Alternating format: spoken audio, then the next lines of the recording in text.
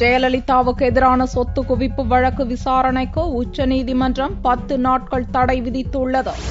தமிழக முதல்வர் ஜெயலலிதா மீதான சொத்து குவிப்பு வழக்கு பெங்களூரில் உள்ள தனி நீதிமன்றத்தில் 2003ஆம் ஆண்டு முதல் நடந்து வருகிறது. வழக்கு விசாரணையை விரைந்து முடிக்கும்படி உச்சநீதிமன்றம் அறிவுறுத்தியதன் பேரில் இறுதிக்கட்ட விசாரணை நடந்து வருகிறது. இவ்வழக்கில் சென்னையைச் சேர்ந்த லெக்ஸ் ப்ராப்பர்ட்டி டெவலப்மெண்ட் எனும் நிறுவனத்தின் சொத்துக்களை ஜெயலலிதாவின் பினாமி சொத்துக்கள் என்று குற்றம் சாட்டி லஞ்ச ஒழிப்புத்துறை அதிகாரிகள் பறிமுதல் செய்தனர். அதிகாரிகள் பறிமுதல் செய்த சொத்துக்கள் தங்களுக்கு சொந்தமானவை என்று லெக்ஸ் நிறுவனம் சார்பில் பெங்களூர் நீதிமன்றத்தில் வழக்கு தாக்கல் செய்துள்ளது.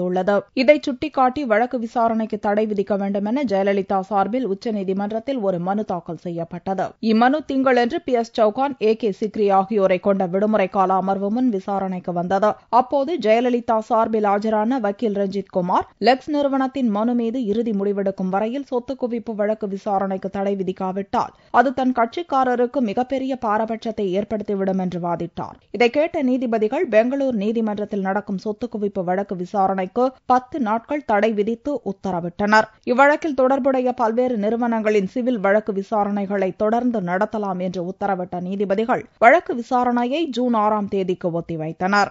சொத்து குவிப்பு வழக்கில் ஜெயலலிதா தவிர அவரது தோழி சசிகலா, முன்னாள் வளர்ப்பு மகன் VN சுதாகரன், சசிகலாவின் அண்ணி இளவரசி ஆகியோரும் குற்றம் சாட்டப்பட்டுள்ளனர்.